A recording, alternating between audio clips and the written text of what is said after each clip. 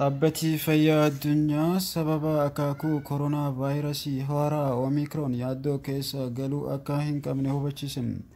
Vaayirasichi akka hin tatamsane of eeggannoo gochuudha malee rifannaan hin barbaachisu jedheera dhaabbatichi. Jimaata kaleensaa konfiraansii dhimma fayyaa tokko irratti kan dubbatan dhaabbatichatti qorattuu kan ta'an Dr. Soumya Shaminat haalli addunyaan amma keessa jirtu kan waggaa darbee irraa adda jedhan. Akaakuun koronaa vaayirasii haaraan Omikron jedhamu hanga ammaatti biyyoota 40 keessatti argameera. Vaayirasiin kun talaalliidhaan qolatamuu danda'a kan jedhu hanga yoonaa wanti ifa ta'e hin jiru. Dr. Soumya qorannoo Afrikaa kibbaatti qoratameeruun akaakuun koronaa vaayirasii kun sadarkaa olaanaadhaan tatamsa'uu danda'a jedhan tilmaamuuf rakkisaa ta'us akaakuun vaayirasii kun addunyaa irratti saffisaan kan tamsa'udha. Fakkeenyaaf akaakuun koronaa vaayirasii deeltaa jedhamu vaayirasii addunyaa irratti mul'ataa jiru keessaa dhibbeentaan 99 ta'a jedhan. Kanaafuu addunyaan dhiphinaa fi rifaatuu keessa galuurraa of eeggannoo cimsuu irratti xiyyeeffachuu akka qaban ogeeyyiin kun dhaaman. Dhaabbata fayyaa addunyaatti hoogganaan damee balaa tasaa Maayik Raayaan yeroo ammaa irratti xiyyeeffatamuu kan qabu talaallii koronaa vaayirasii hundaan ga'uudha jedhan. Talaalliin haga yoonaa hojiirra oolan akkaataa akaakuu vaayirasii Omikron qolachuu danda'uun haa fooyya'an jechuun qorannoon heeree hanga yoonaa akka hin jirre himan. Akaakuun vaayirasii Omikron argamuu hordofee biyyoonni addunyaa hedduun oggora imalaa Afrikaa kibbaarra ka'aa jiru. Kun immoo UN fi gamtaan Afrikaa biratti mufii guddaa uumeera. Ameerikaan namoonni gara ishee imalan guyyaa tokko dursanii qorannoo COVID-19 taasisuu dirqama gooteetti. Vaayirasiin haaraan kun biyyoota Afrikaa fi Awurooppaa akkasumas Ameerikaa keessatti kan argame yoo ta'u amma immoo Indiyaa keessattis mul'ateera. Lammiin Afrikaa kibbaa umrii waggaa 66 fi hakiima lammii Indiyaa umrii waggaa 44 irratti vaayirasichi argamu Indiyaan ibsiseetti.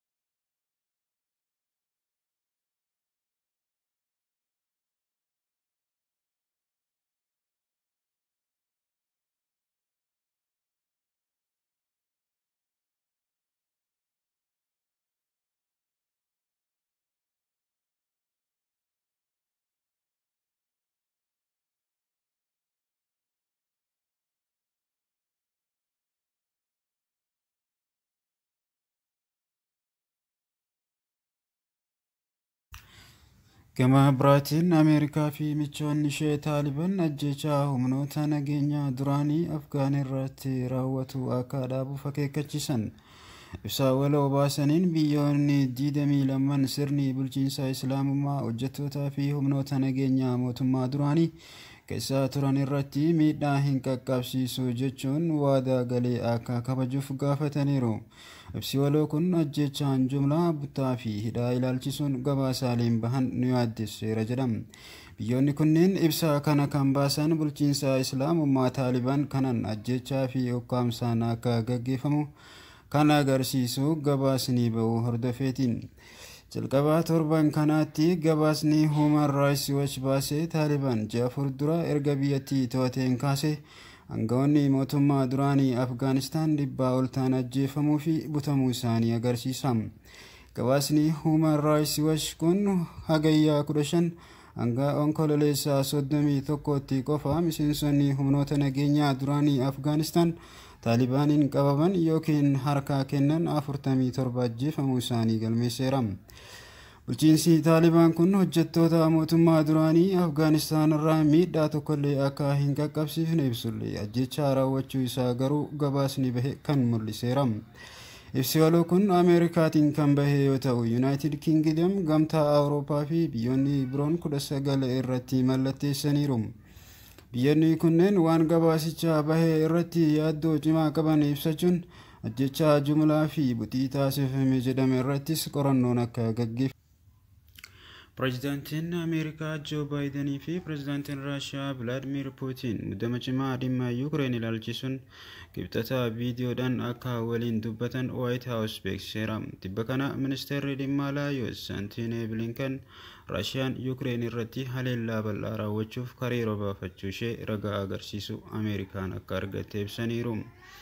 Haa ta'u malee pireezidaantii Puutiin Yuukireeniin weeraruudhaaf murtee isa dhumaarra gahuun isaa ifa miti jechuun itti dabaluun ibsaniiru. Raashiyaan gama isheetiin yaada haleeluu fi weeraruu jedhu fudhatama dhabsiisuun Yuukireen raayyaa ishee baay'istee jabeeffachaa jirti jechuun himatteetti.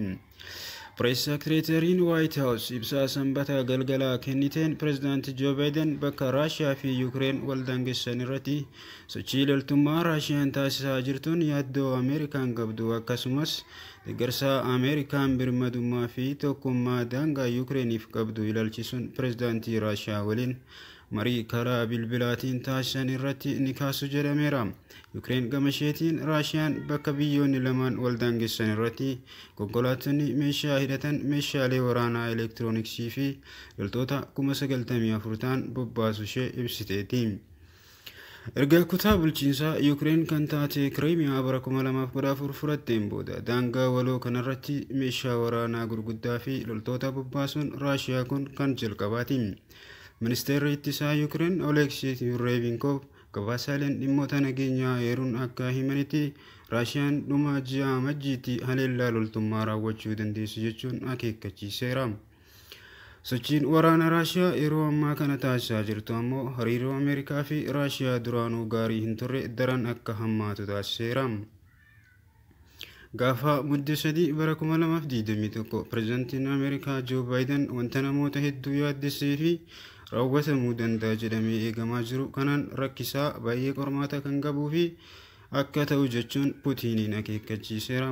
Raashiyaan tarkaanfii waraanaa jabaataa yoo fudhatte Ameerikaa fi michuun ishee Awurooppaa qoqqobbii kaa'uudhaaf mari'ataniiru. Yuukireen miseensa waliigaltee humna waraanaa kaabaa Atilaantikii ta'uu baattus dhaabbaticha waliin hariiroo cimaa kan qabduu fi misaayiloota farra taankii Jaavliin Ameerikaa dabalatee biyyoota gama lixaa irraa meeshaaleen waraanaa deeggarsa ni argatti.